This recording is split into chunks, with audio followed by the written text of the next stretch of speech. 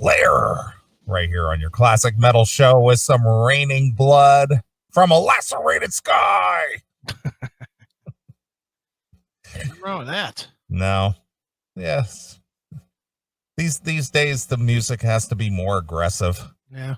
Can't get away with the sleaze bees anymore. Mm-mm. No. No, that's during happier times. Yeah. We're not in happy times at the moment. We'll come back to that in 4 years. I don't know if we'll ever have happy times again. That's true. You know? So will you just throw all those CDs away since you can't listen to them anymore? No, they're you know me, I'm just a collector. Whether I'll ever play them ever again is one thing, but I have them.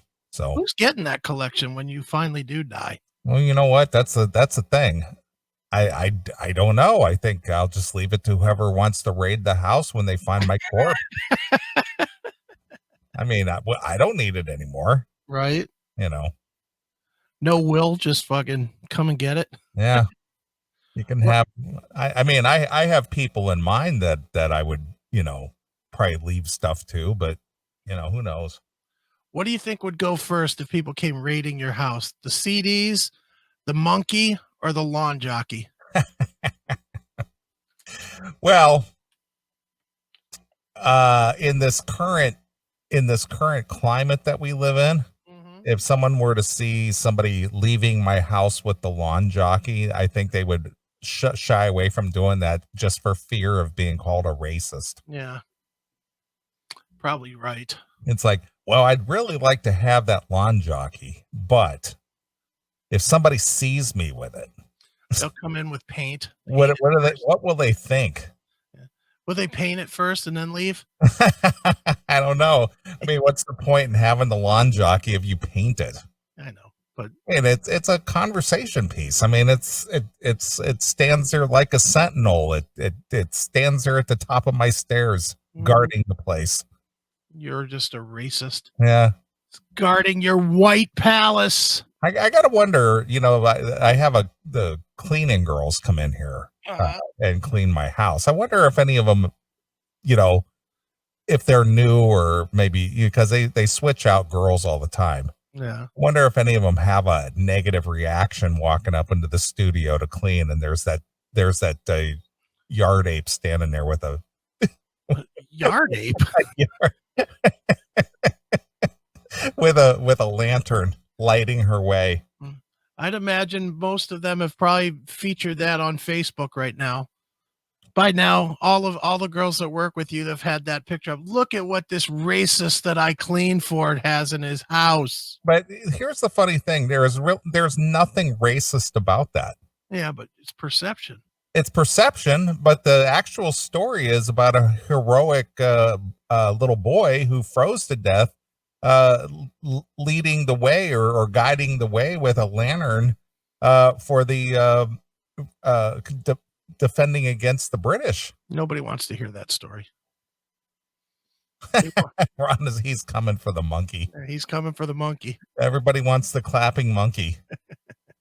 My pristine clapping monkey. Yeah. It's because you've kept it in perfect shape from I have. I mean, I did. I found it, you know, I bought it at an antique store, but it's been a fixture here in the studio ever since. Right. So I don't know. There's I'm sure there's some yeah. I don't care whatever happens. I mean, once I'm dead and gone, who gives a shit? Yeah. I mean, I could think of a few people that would probably like to have some of the things around here, but you know, well, it's just stuff. I'd say I'd take the CDs, but A, I don't want them, and B, there's no way am I outliving you. So, dude, you've thrown away every CD you ever had. That's why I'm saying I would do nothing with it. So there's no reason for you to even want that. The only reason for me would be eBay. Well, there you go. If you can make a few shekels off it, why not? $10,000, you can have them all. Yeah, there you go. It's only $1 a disc. Yeah, pretty much. Yeah, you're absolutely right. You're absolutely right. $1 a disc. Yep. You could have the whole shebang bang. Mm-hmm. Yeah, I look around here. I mean, there's a lot of signed memorabilia. I mean, it doesn't mean much to people who are not fans. Right. But if you're a hardcore rock fan, I mean, there's certainly mementos or things around here that I'm sure the hardcores would like to have. Yeah. I mean, most of it's signed to you directly, isn't it? Not necessarily. No? Not necessarily. I'm looking at all the stuff on the wall up here, Yeah. and some of it is, some of it isn't. Okay. But regardless, I mean, like I'm looking at this Testament poster over here. That's not signed to me. It's just everybody signed. I'm looking at this Wasp album up here. That's not signed to me. No. But it's got the most popular lineup Right. on there. Just looking at all kinds of stuff up there. Right. Yeah, but whatever. I mean, hey, if something happens to me and somebody can locate this place and break in and, step over my corpse and you want to take it away, have at it. Nice. So before you get into a topic here, unless you have something that's pressing, I don't. Would you like to hear some good news? I would. I'm always looking for some good news. All right.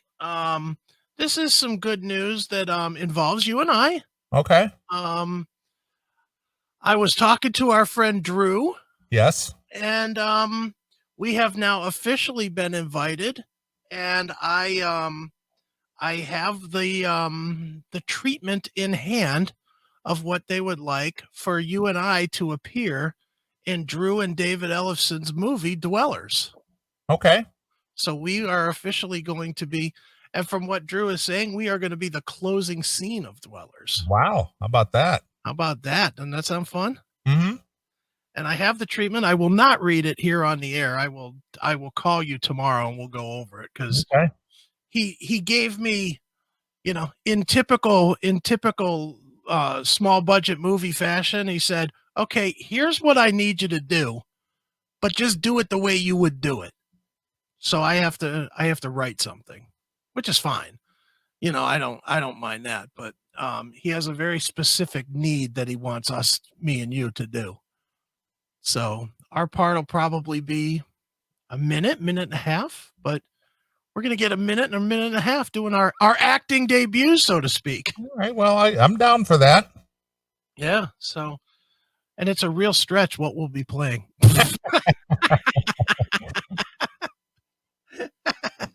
but it's going to be very cool, man. I am very humbled and honored to be asked to be in a movie with David Ellison. Yeah. Well, where would this be filmed? I mean, what would be the filming location for us?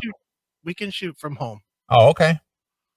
We can shoot from home. I'll have to do a little bit of work to make it work, but we can shoot pretty much in this environment. Okay. Or a similar environment to this. So it really is just going to require me to do a little bit of work to make it work, but it's going to be very cool. All right. I was like, he hit me because he had asked me like after we had him on the first time. And I thought it was the polite thing. I thought it was the whole polite, hey man, if you really would like to be involved, we'd love to have you, that line. And then you never hear about it again. That's what it felt like initially. And that's fine. I mean, that we get that all the time, but he hit me back again today. And he's like, are you and Neeley going to be in the movie or what? And I was like, yes. Yeah. We'll look down for that. Sure. Why not? It was like, hell yes, we'll be in the movie. Anytime we can do anything, we're in. So that's the good news of the day. We're movie stars now. All right. Well, it works for me. Radio stars, TV stars, movie stars. We are the ghetto Howard Stern, man. Yeah, the documentary. Yeah. We commentators. Yeah. Radio stars. We are the ghetto kings of all media. Background vocal stars. That's right. Got and we got our name in numerous album covers. Yeah.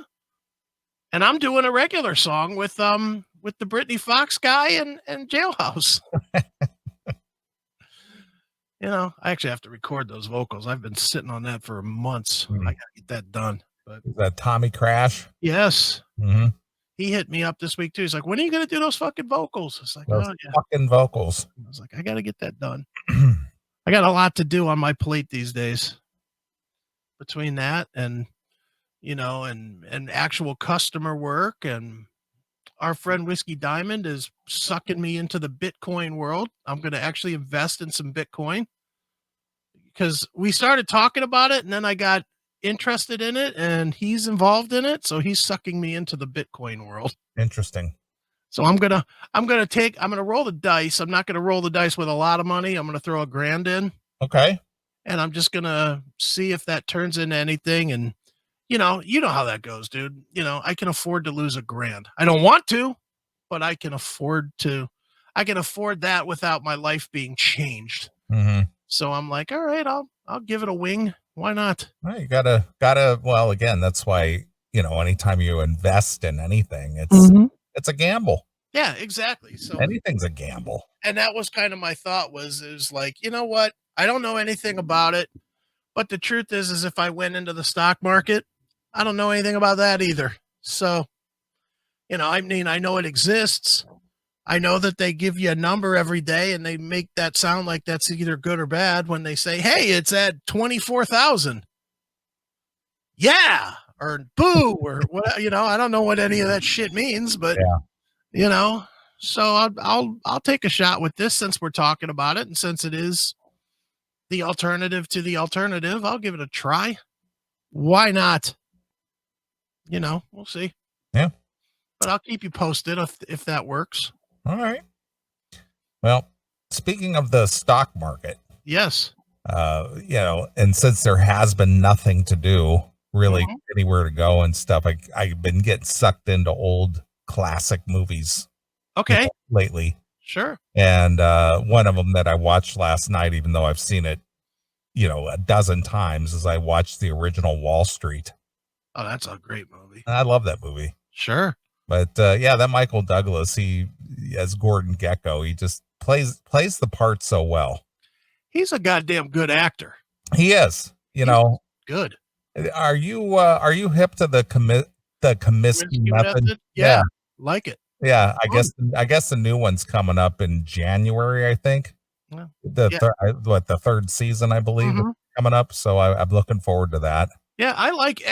Is there any movie that he's done that was really not good? No, Falling Down was probably one of my most favorite movies of his. Falling Down, and the one with Glenn Close where she burned the Fatal Attraction. That was good. Pretty much everything he's been in has been pretty good. I've always liked him. I've always found him to be good. Yeah, he's a great actor. I mean, if I stop and think about it, there really is no dogs. No. I mean, some are better than others, but not a dog. Mm-hmm. Yeah, there's none where there's no I don't know. Now I'm trying to think of a dog movie. There's no Hot Tub Time Machine in his fucking camp, even though I like that movie. I know it's considered a stupid movie, but it's mindless entertainment. Yeah. But I do like the another one of our favorites, since we're talking stock market. I purchased, because I watch it periodically, and I just purchased it because it was a Black Friday sale through Amazon. I purchased The Wolf of Wall Street. Okay. I got the HD version. It was like $7.99. All right, that's good. I just bought it, because I've rented it once or twice before, which would have paid for it, but it was $7.99, so I went ahead and bought it. Dude, even though we know that Black Friday is bullshit, it is. I can't stop buying shit on these sales. Well, I don't. I look for stuff that I typically might buy at any other time, but then it's just like, okay, well, it's a couple bucks off. I'll go ahead and get that. So I watched The Wolf of Wall Street this week too. Right. That's another movie that I really like watching. Yeah, it's a good movie. Man. I'm not huge Leonardo DiCaprio fan. I mean, he does great movies too. Yeah, he pretty much, what has he done awful? Not really much. Yeah, but that movie I love. Yeah, You know? he's another one I like a lot. And I know he's younger, but I like The Aviator. I like that movie. I love The Departed. He was in The Departed. Yeah. Yeah. Do you like that movie, The Departed? I don't think I've ever seen it. You've never watched The Departed? Nope, I don't think I have. Dude, that's right up your, I mean, that's like a casino type of a movie. I'll watch it. Yeah, dude, that movie. It's Jack Nicholson, him, and Marky Mark. Nope, I haven't watched it. It's fucking great. Okay. Well, I know what I'll be doing tomorrow. Yeah, I think it's on like Netflix or one of them. Okay, I will watch it. Nah, it's excellent. I can't believe you've never watched that. Nope, I just never have. Oh, now that's a rarity, a movie that I've seen and you haven't seen. That part is true. Because you've seen them all. I don't really watch that many movies. Yeah, I love to, I'm just set up in my bedroom to watch movies. I got that California king size waterbed, and I got that 60-inch flat panel on the wall, and it's just like I got my candles burning, and just sit there and watch movies. See, even Jason in the Jason Lundgren.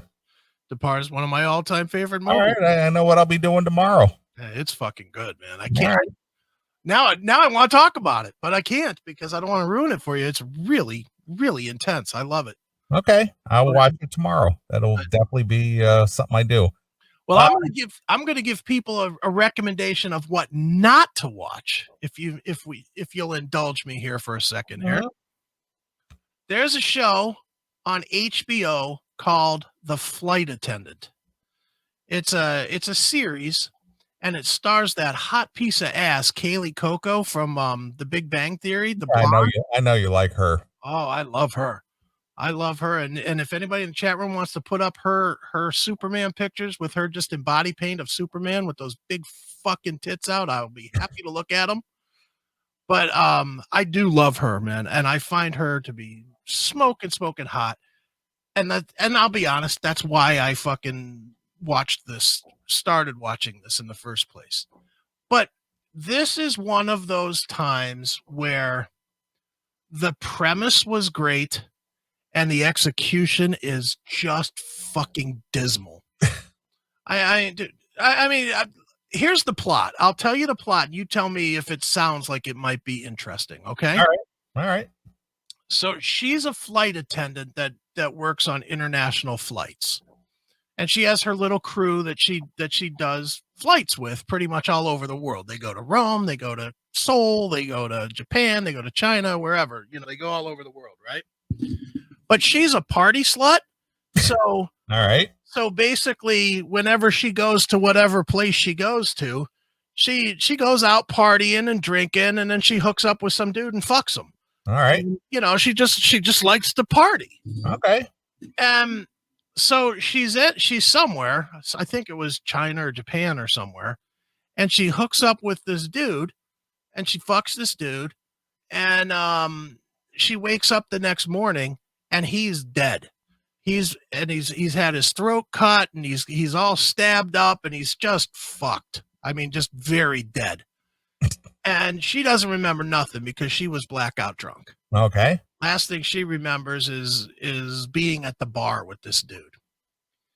And, so then they show her freaking the fuck out, and she's, she finds a busted bottle, which was obviously used to slice this guy up, and she doesn't know what happened, and she steps on the bottle, so there's like blood of hers on the floor now, and it's a whole thing.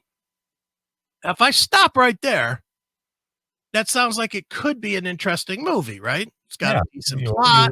You open up the closet, David Carradine is hanging. Oh, wait a minute. That's a whole story.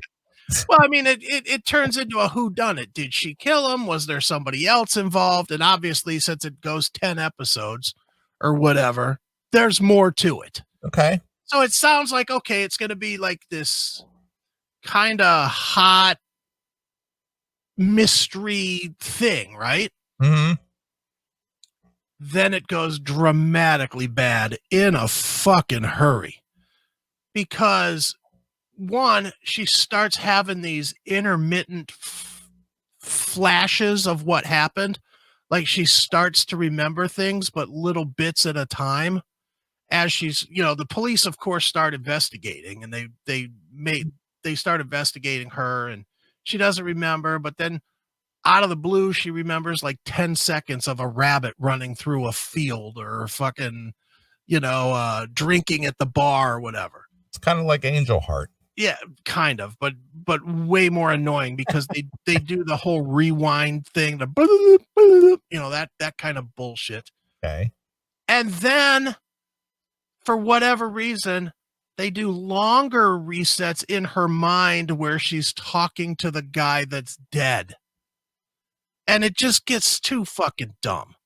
So they took this good premise and then convoluted it with all this fucking mental mind fuck nonsense to where I watched 2 episodes, and there's one more available because it's, again, these fucking assholes at HBO releasing things 1 week at a time instead of just letting me binge shit. But I couldn't even watch the 3rd episode. I was so disgusted by the end of the 2nd one that I just was like, fuck this show. Regardless of how hot she is, you just couldn't watch anymore. I couldn't watch anymore. I got really annoyed with the show because it just was like, it's too stupid. And I hate when that happens, when there's a good premise and then it just gets ruined. But this one, yeah, I'm going to tell everybody, avoid that show at all costs. All right. Not good. Well, speaking of binge watching, what I did last night is I bought the season 11 of Archer. Okay. And I sat there and watched the entire season. I don't know. I know you don't like the cartoons things. I like Archer. Oh my God, dude. They are just fucking hysterical. From the very first season up to this latest season of season 11, they have not lost their fire at all. I like Archer. Just ridiculously funny. And you know when that just threw me over the edge watching one episode last night? What's that? That Lana. Oh yeah. In season 10, Archer was in a coma. And he was in a coma for 3 years. Right. And during the 3-year coma, the adventures went on basically in his head. Right. Okay. So you didn't realize he was in a coma. You just thought that the adventures, continued on. But then, at the end of season 10, he woke up. Right. After 3 years. But anyway, Lana got married while he was in his coma. Right. And she married a guy who's like 30 years older than her. Okay. And now that he's awake and he's back with the ISIS team and all this, he's just, I cannot believe that Lana just up and got married to somebody else while he was in his coma. Right. And so he keeps asking her what the sex is like with this old guy. Right. And he goes, so what's it like? Is his skin like papery, or is it like really thin, or is it scaly like a slee stack? I just fell out when I heard that. Is it scaly like a slee stack? What a nice throwback to the 70s. Love that. That was fantastic. I was just like, I wonder how many people got that. Yeah, probably not. Probably none younger than us. People in their 40s don't remember fucking Land of the Lost. I know. See, you knew exactly what I was talking about. Of course, dude. Land of the Lost was Saturday morning TV at its best. Absolutely. You had to sit through all the shitty Scooby-Doo and Super Friends because it was on late. If I remember right, it was on at like 11 a.m. It was like one of the later. Yeah. The later shows. So you had to sit through the garbage cartoons, Space Ghost and all that other shit. Yep. And then you would get to Land of the Lost. And what was the other one that was, it was good, but the people were terrible in it. It was Ruth Buzzy and Jim Weavers. It was something about a spaceship. They were aliens. No, it was either HR Puff and stuff. No, they were in space. Let me look. Ruth. Yeah, and it was Charles Nelson Riley. Was he Oh, in that? Jim Neighbors. Jim Neighbors. Ruth Buzzy, Jim Neighbors, space. It was called The Lost Saucer. Oh, remember The Lost I Saucer? I think that only lasted like 2 seasons. Yeah, 16 episodes only. But I used to watch that one too, The Yeah. Lost Saucer. I remember that. Yeah, dude, I used to look. That was Saturday.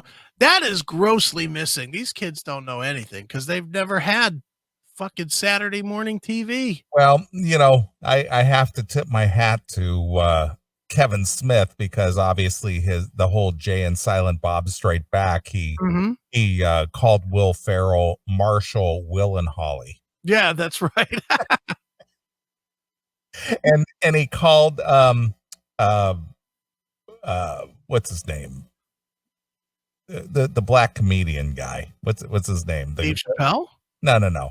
Kevin Hart? I don't agree with it, but I understand. Chris Rock. Chris Rock, yeah. He called him Chaka. Chaka, yeah. Right? He called him that in Dogma, right? Yeah. Yeah. He called him Chaka. Yeah. So he was big into the Land of the Lost. How could you not be? Land of the Lost was great, and it was great in its cheesiness. Yeah, it was cheesy, but the whole going into the cave and trying to go to the crystal and all the sleaze stacks were guarding it, and somehow there was the invisible ship. You know, they somehow stole Wonder Woman's ship and crashed it, so you couldn't see the ship, but you knew that you were in it somehow. Right. You know, I loved me some Land of the Lost, man. Of course. Land of the Lost was great. Yeah. But yeah, just that whole throwback on Archer just made me laugh. I was just like, holy shit, that is hysterical. Yeah. Dude, these kids today, they have none of that. Mm-hmm. They don't have any reference point to it. Dude, did you have to fight with your parents in the summer on Saturday mornings because they'd want you to go outside? Yeah. Well, of course. I mean, Saturday was mowing lawn day. Right. And, you know, you had to get outside, and why don't you go play ball with your friends? Mm-hmm. You know, get out of the house. It's like, well, you know, after Land of the Lost. But see, the thing is after Land of the Lost, Superhost came on. Yeah, and then you wanted to watch the Three Stooges. Yeah, the Three Stooges or Towering Inferno or whatever movie he was showing, and just so you could see those skits in between of him flying and his shoe falling off. Or doing Convoy. Yeah, Convoy. But that's the whole thing. It's just like, oh, well, Superhost is on. You're not going to sit in front of that TV and watch TV all day. I remember begging my parents to let me stay and watch Saturday morning cartoons until noon. I was like, I'll go play at noon. Mom. And they'd be like, oh, okay, you've behaved this week, so you can stay. But if I hadn't behaved that week, then it was get the fuck out by like 9 o'clock. It was like, eat it. I was like, go outside and play. I don't care. My mom's thing was, you're not going to sit in front of that the boob tube. The boob tube and watch TV all day. Dude, I remember when we got the Atari. We got an Atari, and my brother and I used to want to sit and just play fucking Atari or Odyssey. We had both Atari and Odyssey. We were rich kids. You know, we had both Atari and Odyssey on one old TV that I literally grabbed off of a neighbor's lawn. It was my mom. She got us this. We had Odyssey first, and then we got an Atari, and but they hooked it to like the living room TV, which was like how they controlled that we could only play it like an hour a day or whatever, a half hour a day or whatever. You know, we weren't allowed to play it for very long because my dad would be watching TV or some shit. So, you know, my dad certainly wasn't going to fucking not watch the evening news or whatever bullshit he was watching, you know, so that we could play, you know, Pac-Man or whatever. He wasn't having any of that. So we had to come up with a TV. And I didn't have any money, you know, I at that point I didn't have a job or nothing. So I found this old TV that somebody was throwing away, and it sort of worked, but like the volume control was all fucked up on it. So I took it apart. Yeah. And you remember back in the day, you learn shit, you know, Oh yeah. Well, that's how I learned my mechanical skills. yeah, you just took shit apart. And that's what I did was I took it apart and I cleaned it all up and I found what was broken and I put in a little piece of plastic that I broke off of something else to make the right setting, you know, and I fucking jerry rigged this thing back together, this TV, and it was a hunk of shit, but it played our Atari. And so then we had that in another room, and oh my God, we would go in there on you know, that was always the thing on Sunday was we would try to get in there on Sunday and we would get up at like 6 o'clock in the morning because we were only allowed to play till like 10. So we'd get up real early so that we could play for 4 hours. And then my dad would get all pissed off because he'd hear us yelling at each other. You know, we'd be playing whatever game and he'd be all fucking pissed off. You know, you know, dude, it was a different time, man. Way different than the way it is now. That's for sure. Well, we had an old TV in another room, and this was when I lived in the Pittsburgh area as a kid. Okay. And we used to watch a show in the afternoon called Paul Shannon's Castle. I don't know that. It's a Pittsburgh. It was a Pittsburgh based thing. Okay. And he would show the Three Stooges. Sure. All the time, you know. And as a kid, you know, we would go down in this basement room where we had this TV, and we'd sit there in the dark and watch the Three Stooges and stuff. And my mom, you know, as a lot of parents did, they just thought that the Three Stooges would teach you violence. That was the concern. It's just like the violence of the Three Stooges, you know. Yeah.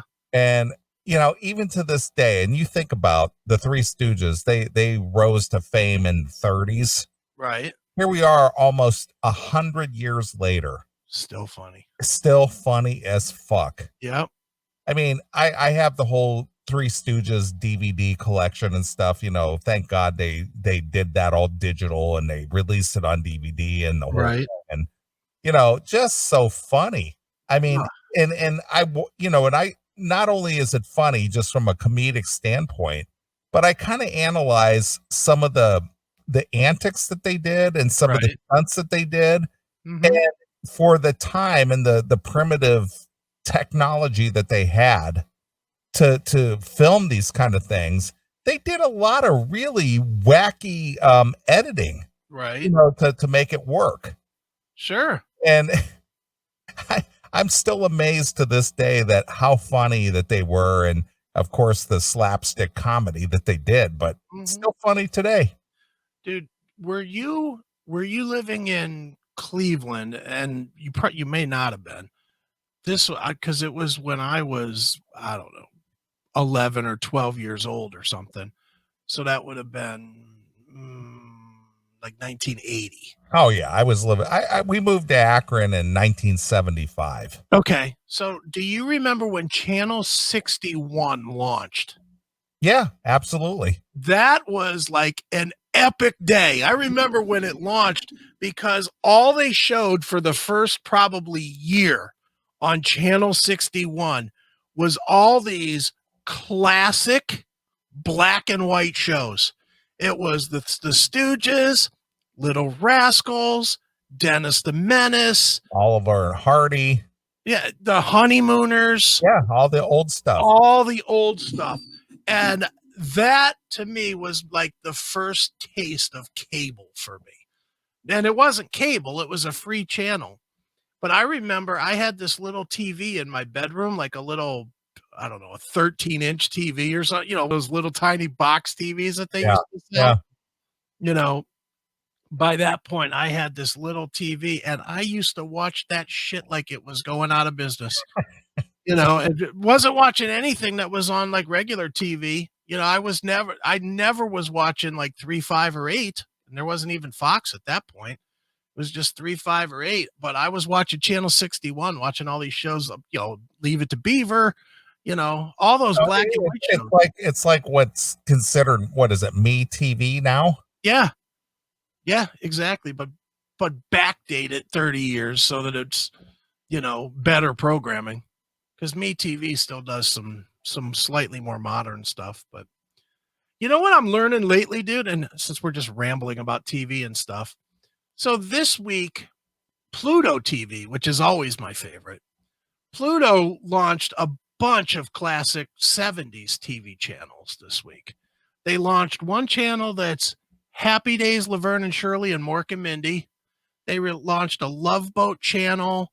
They launched a Mission Impossible channel, a Family Ties channel from the 80s. Yeah, Christy McNichol. No. That was Family. That was Family Ties was Michael J. Fox. Yeah, right. Yeah. Alex P. Keaton. Right. Yeah, and Mallory. Yeah, and Mallory, who was hot as fuck at that. Dude, I was in love with Mallory back in those days when I was the same age. Well, I guess I'm still the same age. Isn't it funny that Mallory, her brother, his career was much bigger after that than hers was? Oh yeah, and she didn't go in. And it's surprising because she was kind of the breakout star. Well, her and Michael J. Fox were the breakout stars. That's kind of my point. But what's her brother's name? What's her last name in real life? Oh, he's in Ozark and stuff. Yeah. What's his name? Jason Bateman. Bateman, yeah. And she's Justine Bateman. Justine Bateman, right? Yeah. Well, he has a ton of movies. Yeah. In the late 90s and through the 2000s and stuff, Horrible Bosses and all that stuff. But yeah, she was a pretty big television star during the Family Ties thing, and you would have thought that her career might have gone further, but then after Family Ties was over, her career was pretty much over. Yeah, she went right to shit, and it's weird because she didn't hit the wall on that show. I mean, she was still pretty hot, but it just went right to shit for her. I think she went into the whole music business. I think she had the 900-Foot Jesus song. Yeah, I think you're right. Yeah. Now, Jason Bateman, he's done really well for himself. He's got a ton of movies. Yeah, and TV shows too. I mean, Arrested Development. Yeah, that's true as well. He's like the star of Arrested Development. Yeah, he's had a big career. Yeah, he has, and she hasn't done shit. What has she done since? Nothing. Nothing that I'm aware of. She should have gone to porn by now. Jesus. I think the 900-Foot Jesus song probably did her in. Yeah, probably ended it. I ain't gonna lie. I gave a lot of fucking teenage cum to fucking thinking about Mallory. Holy shit. She was hot as fuck on that show. She kind of had that upturned nose and dark hair, just a cute girl. Mm-hmm. She was cute. I like, but she was one of men. It seems like all of the hot girls from those shows in the 80s, they didn't go anywhere. True. What's her name? Blair from The Facts of Life. Well, she got fat. Yeah, she got fat. She didn't go. But the other one that was kind of hot too, Joe Polnicek. See, I never thought she was that hot. I liked her too. Yeah, I didn't dig her that much. I liked her too, and she didn't do. What did she do after? Nothing. None of them girls from those shows. Well, that Lisa Wenchel, yeah. Whatever. Yeah, she got kind of like chunky, and then she got like all religious and shit. Yeah, I was gonna say she got fat when she found Jesus. Maybe she's the 900-Foot Jesus that Justin was singing about. Yeah. Or 900-Pound Jesus. Yeah, 900-pound Jesus, right? The 900-Pound Jesus. Area Smith, don't put Tina Carruthers in there. She was not hot. She was barely a woman. Barely. Yeah, Alyssa Milano, another one, although she stayed hot for a long time. Her attitude made her unhot, but she was hot. Even on Charmed, she was fucking smoking hot on Charmed.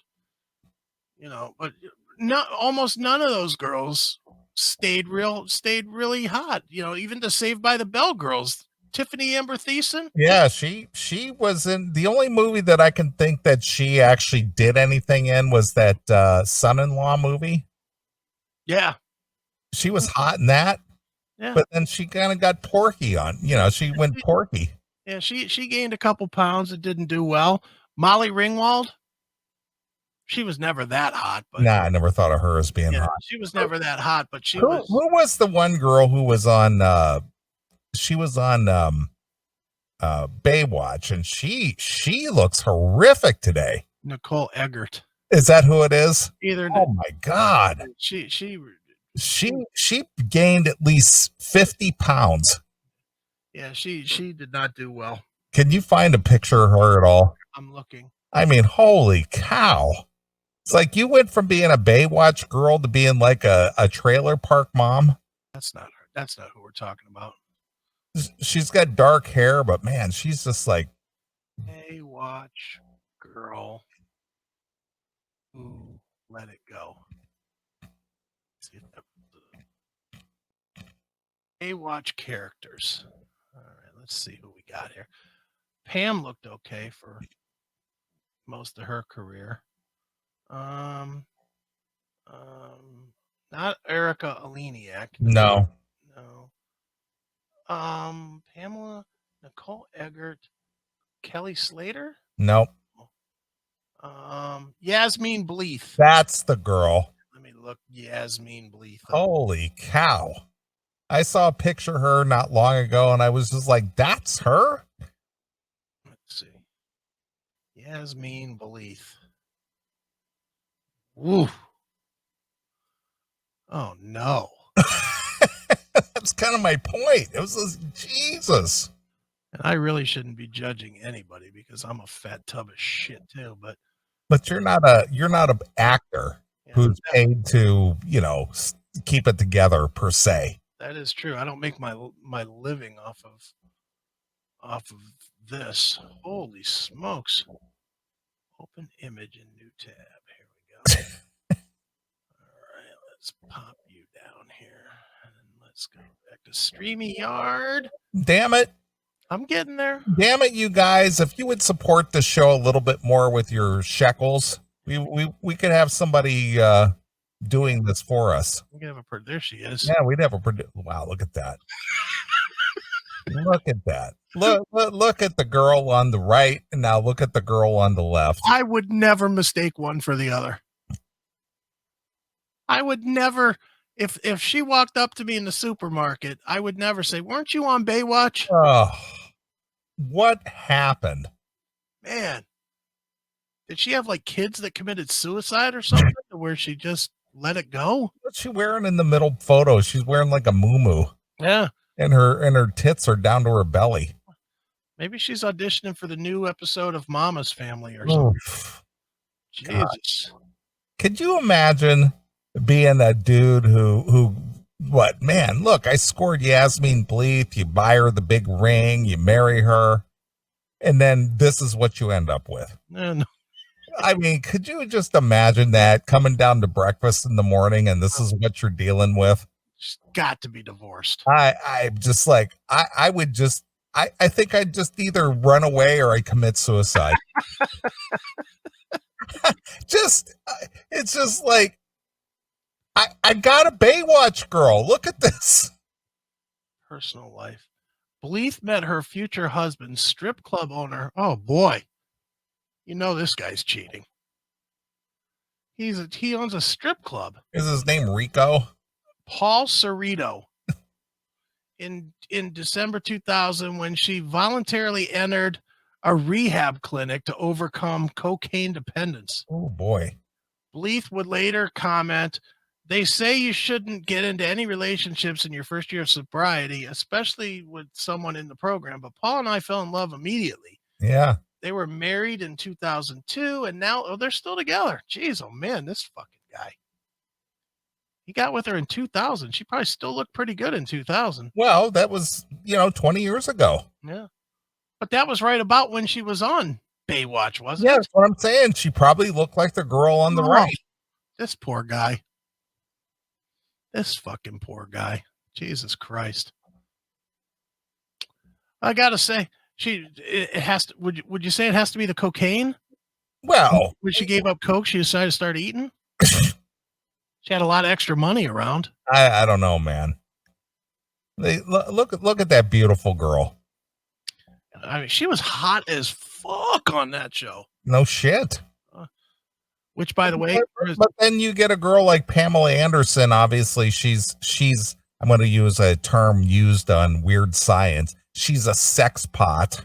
Yeah, but she still looks good.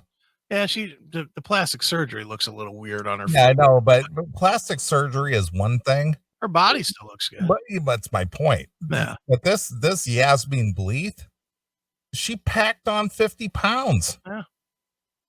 She wouldn't be allowed in her husband's strip club. I mean, she's got a neck thicker than mine. Yeah, she does got a big old neck. Jeez. Yeah. How old is she? My age, 52. 52. So she's 5 years younger than me. Yeah, she's my age and kind of looks like me. Big fat tub of shit. Oh my goodness. Yeah. That's just sad. Holy cow. Yeah. I keep looking at the picture on the right. Yeah, that girl's hot. I would never know that was the same girl. No. Boy. This brought it to a screeching halt. Holy smokes. Are there any more photos? Are there any more recent photos? Let me look. I switched off of that screen. Yasmin Bleeth.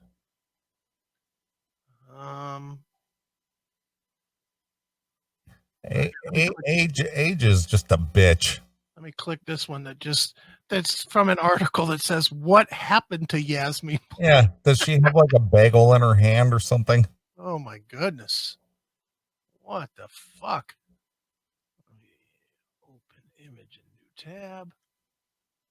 All right, let's pull that one up. That's it. Well, if we had if we had more money for the show, we'd have a producer who could actually do this kind of stuff like Anthony has. Yeah, well, he's got guys in the control room who can do this. Yeah. There you go. Is that her on the left? Yeah. Who does she look like? Certainly doesn't look like the person on the right. No, not at all. Jesus. Yeah, Yasmin was hot. Wow. Now she's just sweaty hot. Well, pull up Tiffany Amber Thiessen. What does she look like these days? Because she and this Yasmin kind of look the same. They kind of had that same look about them. You know, she was pretty smoking hot. I know she was in Saved by the Bell, but when she was in that Son-in-Law movie, she was smoking hot in that movie, and that's the last time I remember ever seeing her on screen. She still looks pretty good. Does she? Yeah, she's a little pudgy, but you know, she's back on TV again, so she got her weight back. Well, what is she doing? They rebooted Saved by the Bell. Of course. Open image and new tab. How do you reboot Saved by the Bell? I mean, are you a 40-year-old high school student? 50-year-old high school student? I think they're now all teachers, maybe. I haven't watched it. All right. I didn't like the original show, so you know. Yeah, I agree. She's still cutting the mustard. Yeah, she looks pretty decent. Not as good as she did, but well, she's not a kid, but I mean she's a mature woman, but she's still looking pretty good. You'd still buy her a drink at a bar. Yeah, absolutely. Hell yeah, she'd be the hottest girl in the bar. Yeah, she's still looking good. Yeah, she's looking good. But she's still on TV, that's why. Okay. I guarantee you, Yasmin Bleeth, unless she's in front of an iPhone, she's not on TV. No fucking way. Absolutely no way. Wow. All right. Yeah, she still looks okay. How old is she? But she's like 47 or something? Probably right up in there. Let's see. Tiffany Amber Thiessen is born in 74. So 46. Yeah, 46. I was close. Yep. All right. Fair enough. Yeah, she still looks good for 46. Yeah, not bad. Mm-hmm. All right. Well, she kept it together for the most part. Yeah. Not terrible. Look at us judgmental pricks. Yeah, meanwhile, which one of us is the looker? Which one of us is the model hot guy? Jesus Christ. I'm model hot. Go ahead. Yeah.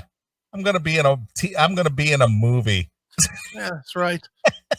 I'm getting a movie that fucking Yasmin Bleacher couldn't get. How ironic is that? We're going to be in a movie and Yasmin Bleeth, who used to be in TV and movies, can't get in one. Oh my God. That's pretty sad. That's funny. Yeah. Elizabeth Berkley from that show was pretty hot. She's still pretty hot too.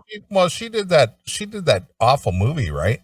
Yeah, the stripper movie. Yeah, that stripper movie. What was that called? Showgirls. Showgirls. Yep. Yeah, I loved that. I mean, that was an awful movie. That was just porn. Soft porn. It was good porn for me. I liked that movie. She was just because she was on Saved by the Bell, I was excited to see her naked, and boy, she's naked all through that movie. She's like naked, really naked. Yep. I liked Showgirls. That was a good movie. You know who was the breakout star of Showgirls, don't you? Mm-mm. Gina Gershon. Gina Gershon was way hotter. We'll pull her up. Let's see what she looks like now. I remember Howard Stern used to talk about her all the time. You don't know who she is? I do know who she is, but I could never tell you what she's been in or anything. Yeah, she was in a few movies, but she was hot. She was in let's see. Let me find me some good images of Gina Gershon. Yeah, she still looks pretty fucking good. Jesus. Hell yeah. Hells to the yeah, man. I like me some Gina Gershon. That's for damn sure. Let's pull her right up here. Screen. Gershon. This is her today. She still looks good. Yeah, I don't recognize her. Are there any screenshots of her in Showgirls? Let me find or other movies that she was in that were like her at her hottest. Yeah, and I know you haven't met her personally, but I know that you've conversed with her via T Radio V was Jasmine St. Clair. Yeah. I mean, I hung out with her 2 years ago at NAMM a little bit. Right. She couldn't have been nicer. Oh, she's a sweetheart. I mean, she treated me just as nice as could be. And we walked a couple floors together at NAMM and went to a couple of the booths and things. And she was just as nice as could be. Yeah, she's nice. Yeah. She just like held on to my arm. Like we were just like, it's just like, holy shit, this is Jasmine St. Clair, just as nice as could be. Yeah. There's Gina Gershon in Showgirls. I gotta be honest with you. I really don't recognize her. Really? I really don't. I like her. She's got kind of that sexy look that she looks sexy, but she hasn't gone all the way trashy like that other chick that's on Roseanne all the time and also was on Howard Stern. What was her name? What is her name?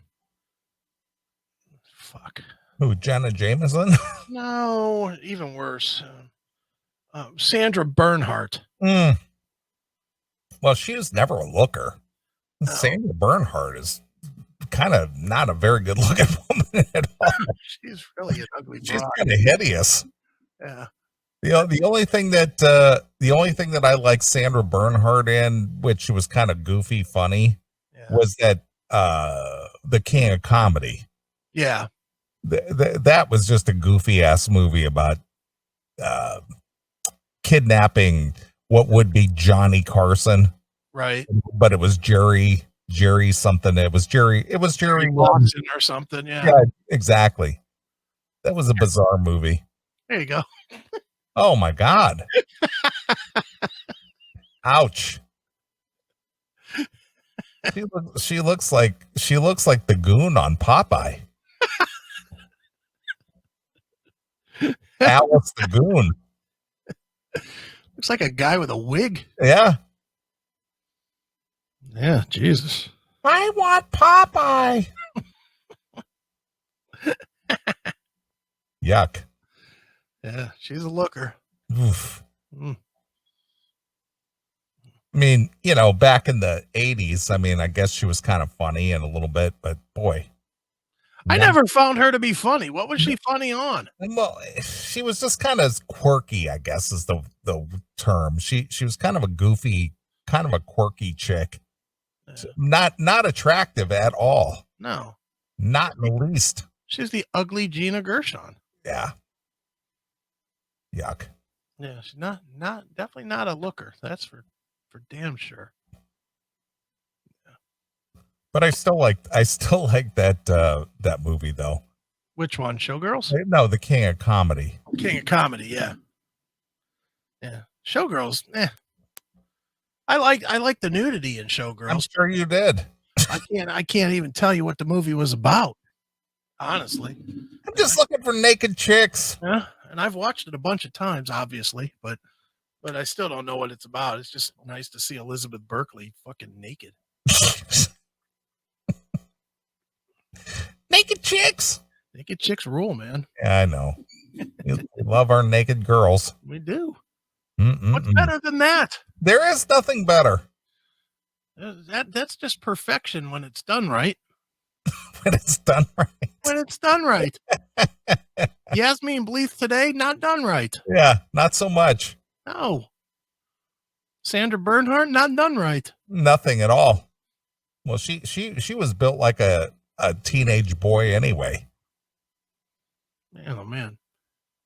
The way she turned out, it's almost like you fucking sent in a retard to build her. I mean, she just it's like she really looks like what would happen is if you threw like 3 Mr. Potato Heads into a room full of Down syndrome kids. Well, another one who didn't age very well at all, who just couldn't keep it together, who was a heartthrob for so many teenage boys. Who? What's her name? The girl from Weird Science. Steven Seagal's ex-wife. Weird. What was her name? Kelly. Not Kelly Preston. No, Kelly. She's dead. No. Kelly McGillis? No. She didn't do well either. No, she's a lesbo. No, she fucking looks terrible. Weird Science chick. Kelly. What happened to the cast? What's her name? Kelly LeBrock. Oh, there you go. Boy. Yeah. Ooh. Yeah. Do I found her. Do a side of her. I mean, when she was on Weird Science and what was it? Woman in Red? Yeah, she was hot then, but she hit the wall hard. The wall hit back, apparently. Holy smokes. Let's see here. What's this called? HQ default. Whoop-how. Yee. Yeah, look at that. My goodness. That ain't good. And she was straight up fucking a hot piece of ass, though. Oh, let me find a different picture. Holy smokes. This picture's even worse. Holy cow. And this is a before and after, too. Oh, no. Wait till you see this. This is just, this is going to make your heart hurt. Let's see. Shrink that to there. All right, here we go. What is this thing called? B something.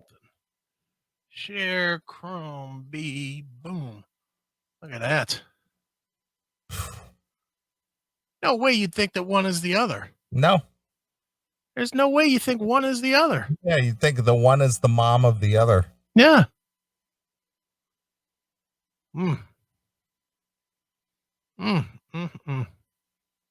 Well, who she reminds me of as far as the, from hot to not? Who? Another one, Christy Alley. Yeah, she's fucking yo-yo weight. Yeah. I mean, Christy Alley was pretty smoking hot, and then she just got like all over the place. Yeah, I love that people are doing the work for me. So good. Yeah, that's a good one. Open image in new tab.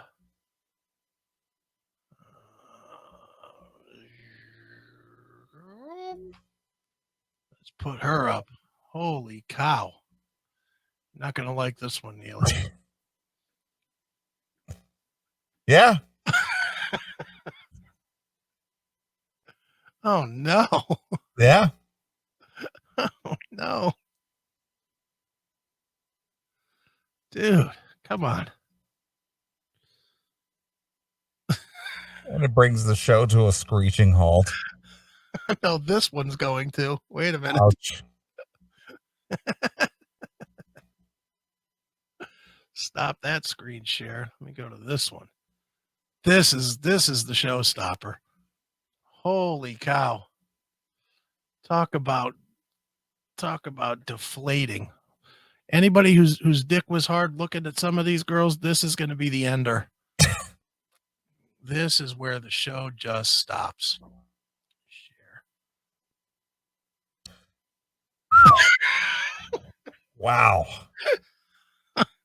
that is like the one on the right. That is like the nightmare scenario, coming home from work after a hard day, and she's laying on the couch in her sweatpants. Oh, dude, just imagine that you married the one on the left. I know. It's no different than Yasmin Bleeth. Oh, this is different. No, it's similar. This is way worse. I'm not saying it's not better. I'm just saying it's similar. That's way worse. I'm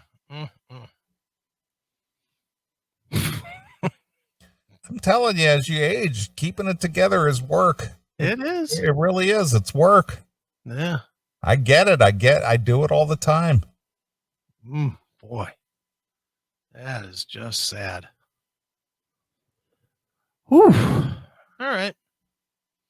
Well, there we go. Our favorite hotties from the 80s. Well, it must have been something about that cocaine. That must have been. Because they were all doing lots of coke. You know, I watched this, speaking of documentaries and TV and bringing it all back around. I watched this documentary today. I don't remember if it was on HBO or Showtime. It's on one of them. About John Belushi. Okay. That's another dude. That dude had everything and just blew himself up. He literally blew himself up on cocaine, coke and heroin. And they made the great point that Harold Ramis, who was his friend and who's, you know, obviously famous in his own right, I guess, you know, he made the best point. He said that Belushi was such a driven guy that when he got to the top, he knew he knew the dude would die because he had nothing else to achieve. You know, he literally got to where, he was on Saturday Night Live, which was the #1 show in the country. He had Animal House out, which was the #1 movie in the country. And he had the Blues Brothers album out, which was the #1 album in the country, all at the same time. It was like, after that, what's he going to do? Yeah. It's too much too soon. Yeah. And just too much for a guy that's driven like that. He's never going to live up to it. Yeah. It's just like, how do I top this? Yeah. And they said that he just topped it by just doing as many drugs as he possibly could, man. It was like, you know, somebody in the chat room just said it. He was 33 when he died, and he looked fucking 60, 70 years old. Oh, he did. He looked terrible in the last. He was supposed to do some movie called Noble Rot. Okay.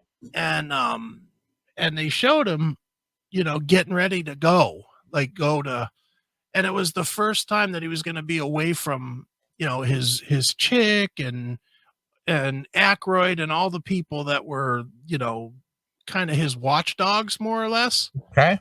And he went there. As soon as he went there, he died. He fucking started using heroin and died. I was like, shoo. Insanity. It is. I agree. But he had the whole goddamn world in his hands, and he just fucking put it up his arm and killed himself. How sad. It's a great documentary, though, if you want to watch something, you know, it was a great documentary about Belushi, but it was really interesting just to see that whole rise of that comedy collection of people. Sure. Is what a dude. You'll never see that again. I mean, you had Belushi, Chevy Chase, Bill Murray, Gilda Radner, what's the girl that Jane Curtin? You know, they were all part of that whole first crew. Mm-hmm. And it's like, holy shit, every one of them went on to do big things. Right. I think the only one that didn't have a huge success was what, Gilda Radner? She was not hugely successful. No, Chevy Chase was part of that as well. Yeah, Chevy was part of it. Dan Aykroyd was Mhm. part of it. You know, I was like, holy shit, these guys went fucking to the roof. Well, again, it goes back to the whole thing. Nobody remembers the second guy who walked on the moon. Mm-hmm. You know, so they captured lightning in a bottle. Yeah. As the first right of that comedy troupe, I guess. Mm-hmm. Yeah. And then everybody wanted a piece of it because it was so successful. Right. Good point, Rock and Roll Cola. Garrett Morris, not a big career either. No, he didn't have a big career at all. He was part of that beginning. But yeah, after that, I mean, Saturday Night Live has gone in like spurts. There's like one guy from this era and one guy from that era, you know, that goes on and finds success. But, you know, that first collection, they were all fucking star. Most of them were stars. That's the whole thing. You just said it. The first collection. Yeah. They were the first to do it. So, yeah. Everybody latches on to the success, you know, of whatever, and they want a piece of that immediately. Mm-hmm. Oh, and I think Lorne Michaels got lazy too. He just started filling slots with names instead of being the critical eye that he was the first time. Yeah, that part is true as well. Yeah. You don't work as hard when you have success. Mm-hmm. Yep. Good stuff. Look at this. Somebody in the YouTube chat. Ron, this needs to be a weekly segment. We haven't even touched the surface. Well, I mean, you know, it's all riffing off the top of our head there, Ron. I mean, we don't plan anything, as most of you are well aware. So we just sort of talk about what's currently in our heads. Yeah. And since none of us are doing anything, it happens to be TV. Yeah, that's all we have. That's all we fucking do. That's all there is. You know what else I was watching? Dude, I know we're just rambling. It doesn't matter. I got all night. Another one that I was watching today was, and this is History Channel stuff. I think it was on BitChute, but I was watching a 4-part History Channel documentary on the Zodiac killer. Oh yeah. And some guys that think that they've like solved the Zodiac's cipher or whatever. And it's like, this is such fucking bullshit. It's like, I think the History Channel just throws money at guys and then they just craft a TV show around whatever the fuck these guys say. Like it's new. They did 4 parts, 4 hours of this show on the Zodiac killer. And I love my serial killers. So every piece of evidence that they said that they were finding had already been out there. They kept saying, oh, we got a new lead on this guy, Ron Sullivan. Meanwhile, if you can fucking wiki Ron Sullivan and he's fucking there and he's been a suspect since 1960, whatever. It's like, dude, this is not new. And they tried to play this thing up. You would appreciate that. You would probably be like me. You'd be watching it going, this is fucking bullshit. Like they got these 2 teams of people. They got these 2 investigators, and then they've got a team of crypto guys. Meanwhile, they've in 50 years nobody's been able to fucking break the code, but this crypto team might be the ones to break the code, right? And the reason, because they have a supercomputer named Carmel. Okay. So they keep saying, well, we found this and that, and we found these circles, and this was only used by a biotech lab, in Utah or some shit. And it was just, they would say, okay, we're loading it into Carmel now so that we can get a readout. So they would load it in, and then they would do shit that was just stupid. They would do this shit where they would just show a picture of the computer, like a zoom in on the computer, and they would make the whirl up noise like a 1965 computer. They'd go, all right, we're feeding it in now. I was like, get the fuck out of here with this shit. What do you think when you hit enter now, you fucking, your computer whirs up like it did in the 90s? Yeah, you're spinning up the hard drives, man. Yeah. And meanwhile, this computer, that was a whole other thing. This Carmel, the computer, was as big as a computer from 1963. Yeah, it filled a room. It was a wall computer. Yeah. And I was like, really? So you've got this wall computer that's trying to decipher the Zodiac killer. What? Because it's bigger, it's going to have more power? Is that what you're trying to say? So they went into all these stupid things, and they kept saying, wait, Carmel spit something out. And then they would show, like, look, it spit out all the circles with half shaded in. And that's code from this biotech lab and wherever. So then they interviewed some guy that worked at this biotech lab, and the guy was like, yeah, that's what we used when projects were in process. Oh, well, maybe that means that he worked at this biotech lab at one point. And it was so fucking stupid. Then they had another thing with the X's, and they said that the X's corresponded with fucking Air Force flags or some shit. So clearly he must have spent time in the Air Force. And oh my God, it was the worst. For as much as I love those documentaries and I love that kind of shit, that's another one I'm going to definitely recommend for people not to watch. I don't even know what it's called. It's just Zodiac. It's the History Channel. It's fairly recent. It looked fairly recent anyway. And it was about the Zodiac killer. And I'll be honest, I fell asleep in part 4, so I don't even know if they did solve the mystery of the Zodiac killer. But I'm assuming that if they did, it would be on the news. Yeah, I would have heard of it. Sure. So 4 fucking hours and me falling asleep, and I still don't think they don't know any more than they did in 1969 or whatever. So avoid that one at all costs. Another one that's not worth a shit. Garbage. And it's annoying isn't it annoying when you get involved in something a little bit and then it sucks? Yeah, I agree. It fucking sucks, dude. But such is life. Yeah. All right. A favorite band of yours and mine. They got a new CD coming out shortly. Okay. The band is Thunder. Love the Thunder, man. Yeah. I've listened to a couple of the tunes that they've released out there for video and so forth, and it sounds good. No, they're one of those consistent bands. They're always fucking good. Yep. Even though they break up every other year. Yeah. Well, they say they're going to. This is the last year. After this Christmas show, we're done. And then 2 months later, hey, new album coming out. Yeah, no kidding. But anyway, since we were on the subject of cocaine, yes, and Yasmin Bleeth and everybody snorting up the white powder, thought this was a appropriate song. Okay. This is Thunder with She Likes the Cocaine. Nice. Exclusively here on your classic metal show.